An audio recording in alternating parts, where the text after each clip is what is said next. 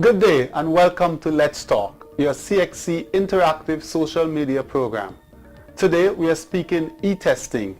Our guest, Mr. Truls Bohm, the Chief Executive Officer of Inspera, and we're going to learn exactly what is Inspera as we speak with Mr. Bohm today. Truls, welcome to Let's Talk. Thank you. All right. You have been here in Barbados attending the CXC Business Partners meeting. Could you tell us about your involvement in that meeting and how it went? Yes, it was inspiring 2 days. We were invited over, more of the vendors that are working together with CXC to provide digital examinations throughout the Caribbean. It was very clear for us, or at least for me, that CXC is a very professional organization with very clear goals and learner-centric goals, which warms my heart as an old teacher. Okay. We have had days lining out not only the way forward for the next year, but for a longer future, further future. It has been interesting to speak to the other vendors and participants who have other contributing in other ways to this solution. And I'm quite sure that this is something unique as I have seen it. Inspera is delivering digital assessments all over the world in more than 140 countries, and we have never experienced a process and a program so concluded and so clear as this one. So this has been inspiring 2 days for me. Great. So Inspera, what exactly is Inspera and how long has it been in existence? Well, Inspera started quite a long time ago. It's not a startup. We started in 1998. Okay. Then we made a content repository for Norwegian publishers, a place where they could store their digital content and make it available for the public. And then in 2008, the Norwegian Ministry of Education issued a tender for digital assessment of something they call the national tests. Right. And luckily we did win that. And the focus for Inspera since that has been digital assessment or examinations. So the content repository is now just an item bank for our own content. So the total focus of Inspera is to deliver fair examinations digital. Right, and also what has been your experience in working with digital or e-testing in Norway, and how was that implemented? It took some time because we started out in 2008. There was a lot of questions about the infrastructure. There were not so many computers in schools. So there were a very different world from what we are experiencing now. Right. So they had to gather the students in computer labs and do exams 15 by 15. It was a total different setup than it is now. When we started out in 2008, there were very simple multiple choice questions. Right. There was very much of the exams was kind of doing paper exam online. We have come much further than that now, as we know that the goal is not to just do that, but to use interactive simulations, rich media, to measure knowledge, to measure skills in another way than you can do on paper.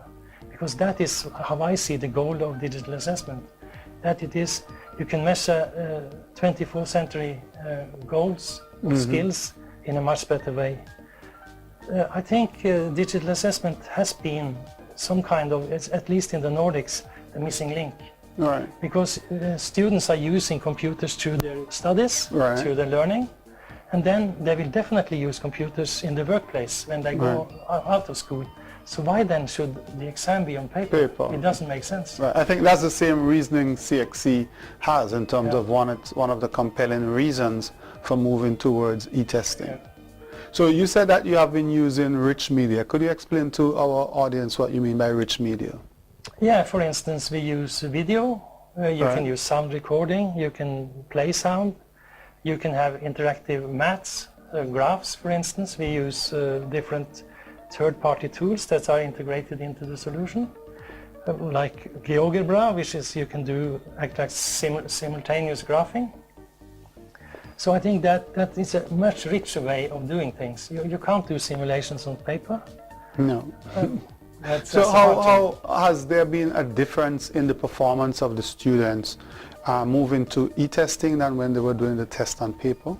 I think the goal for the Norwegian government when they set out was that there should be consistency, that a test online should be exactly as difficult as a test on paper, Right. so that there will not be any variations in grades just because you made your test on paper or Right. on digital.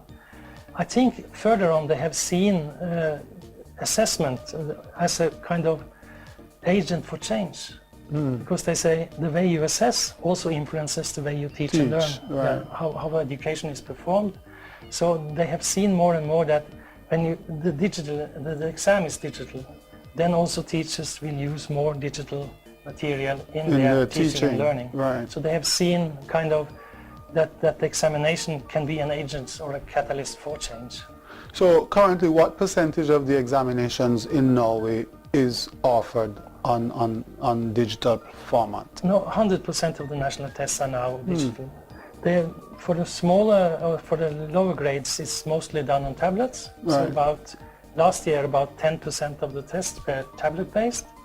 That was 70,000 candidates who took their tests on tablets, and about 650,000 made a test on a normal computer or a laptop. Okay, so you have been working with CXC. Tell us about that collaboration. Yes, that has been very inspiring because, as I said, CXC has very high quality standards. Right. But I experience you as very learner-centric. Yes. This is all about the learner should have a good experience and he should have a fair assessment, because fairness is important in assessment. That's the goal of your education in many aspects. We have met a very enthusiastic organization. Absolutely, much more than we are working with ministries of education in other countries. Right. And we have never seen the like of the enthusiasm, the energy that we meet here. And at the same time, it's very professional. Yes. And you have very, as I mentioned earlier, very clear goals, which makes it also easy for us to adapt our product to your requirements and your needs, because we know which way you're going. Right. You're not changing direction through the process. So what role does Inspera play in the CXC e-testing program? we are delivering the test player, the player that delivers the test to the candidates. So actually what they see when they take the exam, that is Inspera. Okay. They don't see all So the they need things. to become familiar with Inspera. They have to. It should be a household name all over the Caribbean. But the thing is that we do not produce the test. We play the test. Right. We deliver the test, and we then export the grades or the result of the test into a grading system or into the system of CXC. So actually what you see when you take CXM is the Inspera interface, Right. but adapted to, so it should look like it is a CXC interface. Okay, excellent. Now, CXC would have offered its first live test in January 2017. Yep. And this is where you would have come in as well. Tell us about the collaboration with CXC for January 2017. Well, the January 2017 was not a big test. It was about 500 pupils who took the test. It went remarkably well. We had no bugs, no breakdowns, nothing. I think it was well received by the students that took the test and also the teachers that helped performing the test. I think it was something that we can build on. We learned that it works. It is kind of scary. We are sitting in Norway monitoring a test on the other side of the world. Right, so tell us about that. So the test, it's a live test, and the students are in different Caribbean countries taking this test, but you are based in Norway. Tell us how that happens. Yeah, that's the interesting part, because we are delivering this test as a cloud service. It is delivered through Amazon Web Services, Right. but it's monitored and managed from Oslo. So we can actually sit in Oslo and see that now a student at the Caribbean school is taking his test, and we can see how much time he uses on every question. We can see when he's finished. We can see if he has technical problems, if the internet is broken. All that is monitored from Oslo. And that is quite fantastic. And we have a map in the office, a digital map, Right. and we can see where in the world tests are taken with our Software, right. with our software.